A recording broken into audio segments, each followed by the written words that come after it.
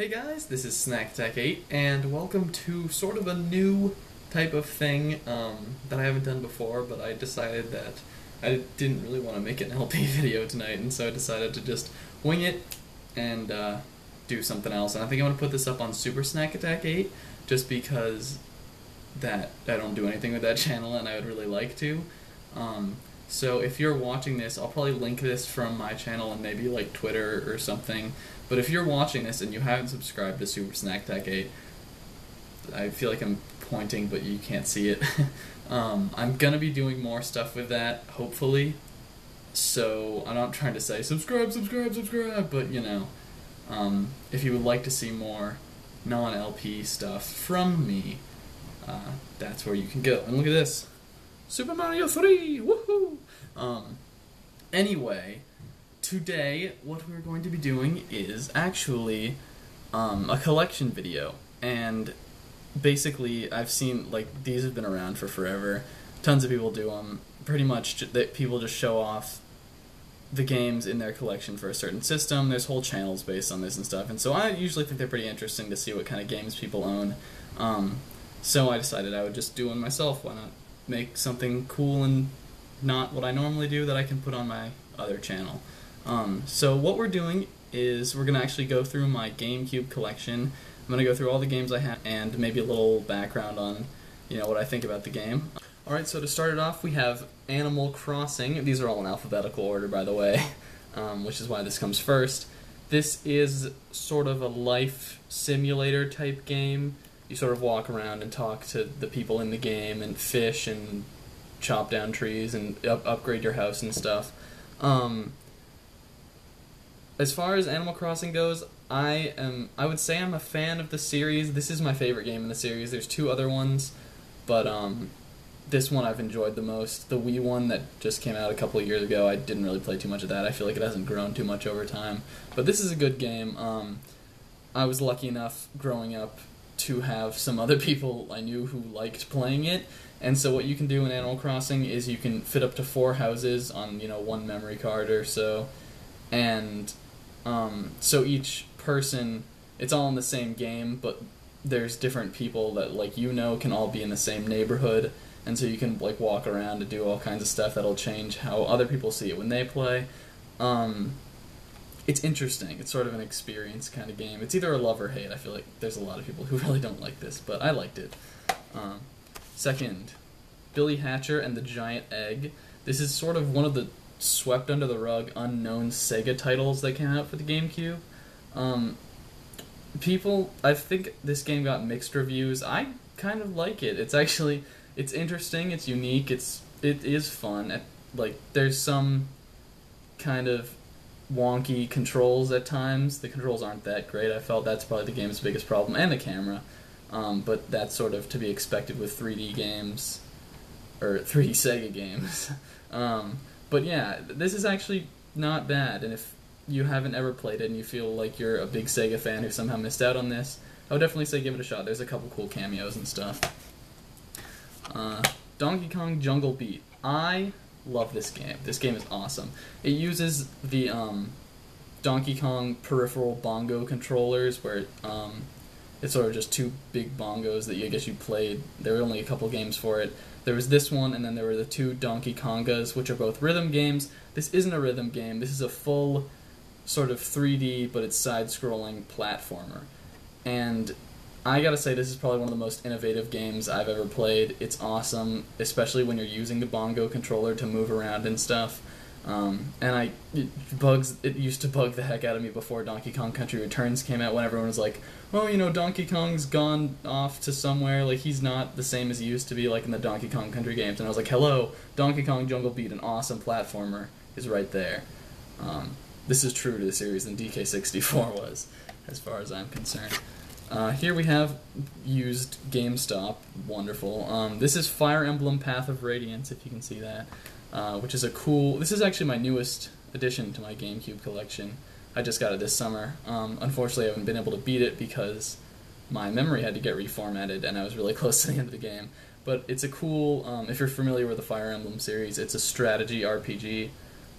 So not too much action. There's a lot of reading, which might turn some people off. I found it really fun. I really liked it. I haven't been playing it in a little while because of the whole problem, but I'll probably get back into it someday. Harvest Moon: A Wonderful Life. Now, okay, this may seem kind of lame, but I'm actually a pretty big fan of the Harvest Moon games. I loved the first one on the N64. So when this came out, I thought that I was young and able to buy games like this without getting weird looks, but I picked it up. As far as I'm concerned, this one, I don't like it as much as the N64 one. I don't think it's a really great successor to it.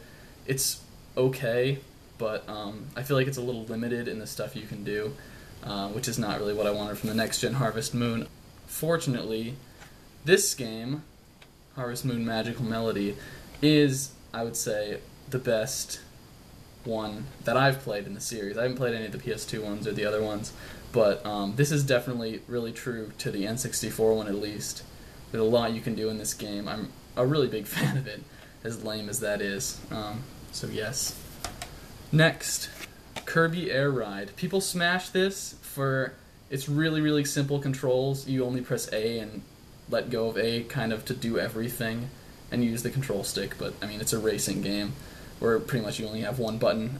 It is really simple, but I don't think it deserves a lot of the smashing it gets, because if you're playing this with 4 people, it can actually be kind of fun at times, and there's a lot to unlock and stuff like that, and I think this game gets a bad rap. It's definitely not great, but it's not bad, I would say.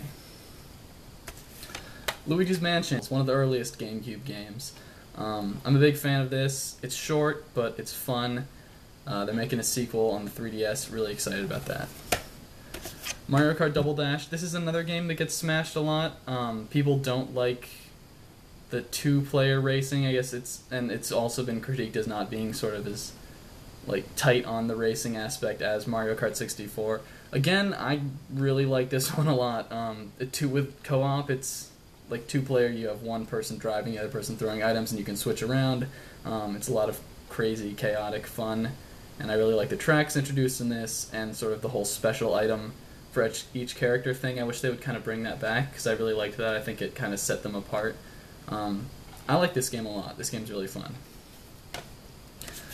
Next we have Mario Party 4. There's not really too much to say about Mario Party. It's what it is, and it always has been. Other than 2, I would probably say this is my favorite game in the series, probably second to 2. Because, you know, I enjoy the Mario Party games, even though they're pretty casual, but I like this one. Next we have Mario Party 5. I say this one's a little bit worse than Mario Party 4, it's still not bad. Next we have Mario Party 6. I really didn't play this one too much. I'm not even sure why I got it. Okay, it came with a little, like, microphone add-on thing, which was a little bit cool, but I really didn't put too much time into this. And I don't know, maybe it was good and I didn't really give it a chance, but I don't know, I was kind of done with the series at that point. Next, Metroid Prime. One of my favorite games of all time. At times, this is my favorite game of all time. This game is awesome. Anyone who says this isn't true to the Metroid series hasn't played it. I'm just going to have to say that. It is in first person, but it contains all the stuff that you love about the 2D Metroids. And the graphics are phenomenal for the GameCube. When did this come out? This came out in 2002. These graphics are amazing. Metroid Prime 2. People sort of think of this as the black sheep of the series, or that's sort of the general perspective that it's worse than... No, that it's not as good as either the first or the third one. Now, I have to disagree on that. I love Metroid Prime 3. It's an awesome game, but I really do like this one. I'd say I like this one a little bit more than that. People sort of say it's kind of like bland. There's a lot of stuff in... There's sort of a dark world in this game. There's a light and dark world, as if that hadn't been seen enough times. But I really like it in this game. But people sort of say that was kind of bland. I can see that, but I really, really still enjoy this very much. I think it's an awesome sequel to the first one. Not as good as the first one, but still very good. Next we have Paper Mario, The Thousand Year Door. I was going to say but I wasn't sure if that's what it was. I like this more than the original Paper Mario. I know a lot of people disagree with that. It's a graphical update, though there's not really too much you can do with the graphics that they use in this game. I found the story more engrossing, I liked the characters more in this one, and they added a bunch of stuff to the battle system, so I don't really see how anyone can say the first Paper Mario is better than this. I certainly don't think so. This is an awesome RPG. Next we have Pikmin. This is Nintendo's latest, I guess, first-party new project, and it came out in 2001, so that kind of says something, but, short, fun game, sort of a strategy, but it's not, like, it's almost like a real-time strategy game, but it's much more simplified, but it's cute, and it's a lot of fun. If you haven't played Pikmin, which I guess a lot of you would, I think you should probably check it out. Next is Pikmin 2. This is a bigger, fuller, updated, advanced version of the first Pikmin. Yes, I think this one's better. I've actually never finished this the entire way through. I've gotten to, like, the credit roll, but I haven't ever gotten all of, like, the treasures and stuff. And the treasures in this game are hilarious, too, by the way. They really need to make a third game in this series. That's all I'm going to say about that. Next is Pokemon Colosseum. This game is okay, I would say. Some people really like it. I'm not the biggest fan. It's sort of like they take Pokemon Stadium for the Pokemon Stadium and Pokemon Stadium 2 for the Nintendo 64. It's sort of the continuation of that. But there's actually a full story mode in this game. But I didn't really like the full story mode. It's sort of not really like the mainstream Pokemon RPGs. It's a little off the beaten path. There's, like, shadow Pokemon, and you can't really use their moves until you, like, purify them or something. It's not bad, but it's not my favorite. And then here we have the bonus disc for Pokemon Colosseum, which came with a free Jirachi, which I think I still have lying around in my... I think I have it in my Pokemon White version, actually. But yeah, that's not a real game, that just came with it. Rayman Arena, this was an early Gamecube game, as far as I'm concerned, I'm pretty sure. Yeah. 2002. I bought this, obviously, because I'm a huge fan of Rayman. It's not a platformer like the traditional Raymans are, it's more of like a kind of a party game sort of thing. There's two modes where one is race and one's battle, and there's some different variations on those. It's not great, but it's not bad, I would say. Here's a game that is bad. Shadow the Hedgehog. Yeah, we're sort of getting into the Sonic-type stuff here. I don't know why I have this. Probably because I was a bigger Sonic fan back in the day than I am now. I'm still a fan, but this game's just not very good. I don't think it's unplayable, but I don't like Shadow the Hedgehog, just to make that clear. Sonic Adventure DX Director's Cut. This is a updated port of Sonic Adventure for the Sega Dreamcast. This game, they didn't really fix what they should have on this. The camera and the controls still bug out. I'm not going to say I don't like it. I do like this game, but it is frustrating at times. And it feels like you're sort of playing an old game, even though it's sort of updated. Sonic Adventure 2 Battle. I think this is my favorite of the 3D Sonic games. It's still got sort of some camera issues, but I really like it. I like this game. This is a good game, in my opinion. Okay, Sonic Heroes. I like this one too. Maybe not as much as Sonic Adventure 2 Battle, but I still do. It's sort of got like a team dynamic where it brings back all the Sonic characters, which a lot of people don't really care for. I can look past that. I think the gameplay is pretty fun. It's not as varied as it could be, but I'm still kind of a fan of Sonic Heroes. Yeah, not bad. Sonic Mega Collection. I'd say this is probably the best Sonic game on the Gamecube because it has all the old ones in it. This was my first chance actually to play all the old Sega Genesis Sonic games. I started playing the series actually with Adventure 2 Battle, and then since I just wanted everything Sonic after that, I was a big fan of that game when it first came out. I bought this and sort of got to know the classic ones, and these are all really great. It's got a bunch of cool unlockable stuff. There's a second one of this called Sonic Gems Collection that I don't have. But this one's definitely very cool. Definitely a must-own for Sonic fans. Soul Calibur 2. I really love this game. It's a fighting game, sort of. Well, it's 3D, but it's like the 2D fighter. I'm really not very good at fighting games. I don't own too many of them, but this one's a lot of fun. I think it's more fast. It's not fast-paced, but it's a little bit faster than, say, Street Fighter or something like that.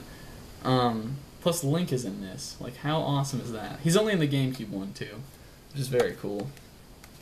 Super Mario Sunshine. I'm going to be one of those people. I like this more than Super Mario 64. And I like Super Mario Galaxy more than this one. I sort of, with the 3D Marios, I just like the next one up more than all the ones before it. People smash on this incredibly undeservedly because of the sort of water pack element with Flood, where you're sort of, it's a little bit easier, there's not that much platforming and stuff involved, but it's really like, the worlds are really open, it's beautiful, it's really relaxing. Super Mario Sunshine is awesome, I don't care what anybody says. Though I feel like nowadays a lot of people are changing their minds on this game. I've always loved it. Super Monkey Ball. This one's fun. This one's a lot of fun with a lot of people, or 4 people, but it's a lot of fun. It's a lot more fun in multiplayer, but the single player is still fun. It's sort of like a physics puzzly, but more action-y kind of game. It's actually kind of hard to describe if you haven't played it, but Super Monkey Ball, definitely a fun game. Here we have Super Monkey Ball 2. This one's got a lot more there in the multiplayer mode. And I think I enjoyed the story mode on this one more than the first one. But I really like this too. I'd say I like it as much as the first one, not more or any less. Super Smash Bros. Melee. This is probably my most played GameCube game. This, if you haven't played it, you probably have played it. Super Smash Bros. Melee is awesome. It's exactly what a follow-up to the first Super Smash Bros. On the N64 should be. I'm not going to say I like this one more than Brawl, because I feel like Brawl is just the next level on this, but a lot of people prefer this one more because they say it's faster and the mechanics just work a little bit better, and I can see that. I've sunk so much time into this game. It's a blast with friends. I don't know why you'd really be playing it nowadays with Brawl out, but it's very fun. Here we have Tak and the Power of Juju.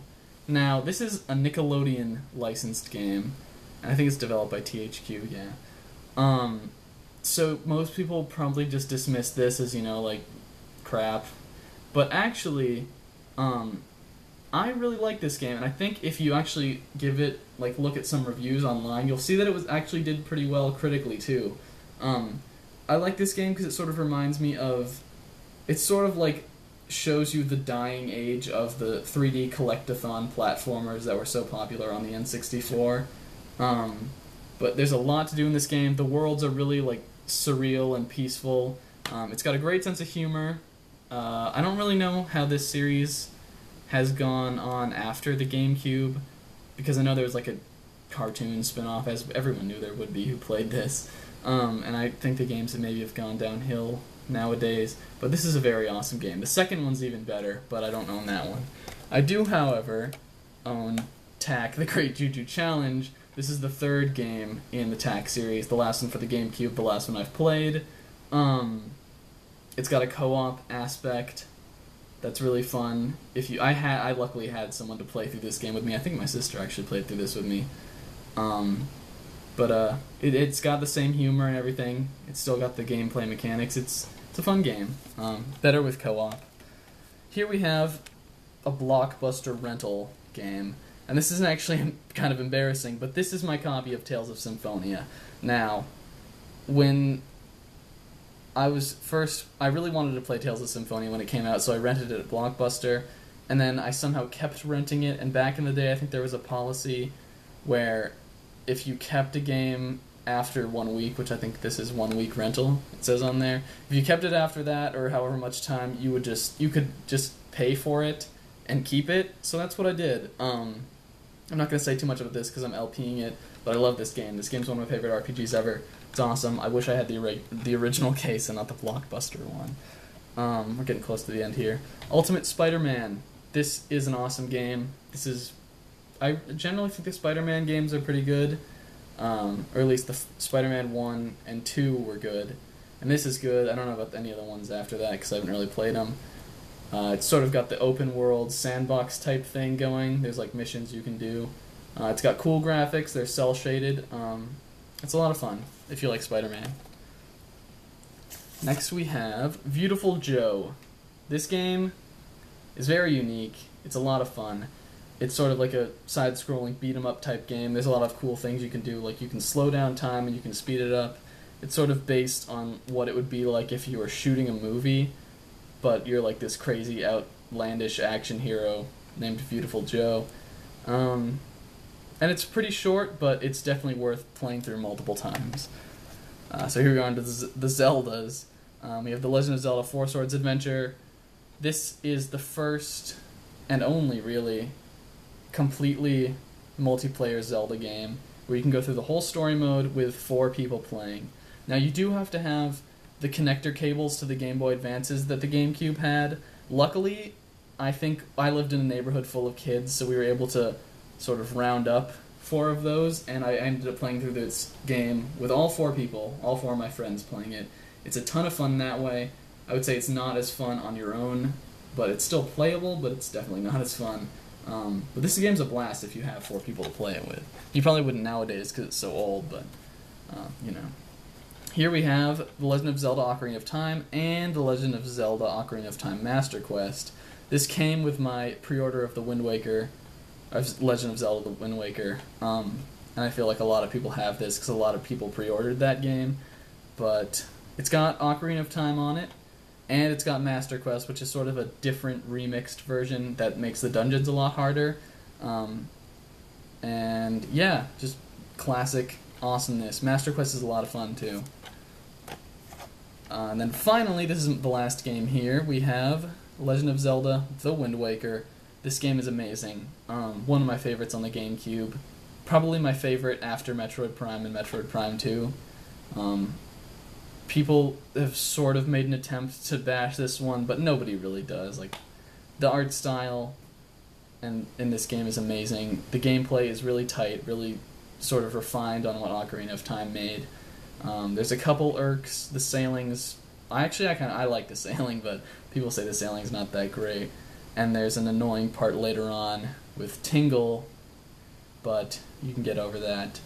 It's beautiful, it's a lot of fun, it's a great game. And that's pretty much all we've got here for my GameCube collection. I know this is mostly Nintendo, but that's kind of what I like. Anyway, that's pretty much all. I'm Snagattack8, and I don't want this video to get too long, so I'm just going to say goodbye now, and I'll see you next time. Hopefully we'll see more new things on Super Snagattack8 in the future. And tell me if you liked this. So, until next time, guys, I'm Snagattack8, and I'll see you then. Later!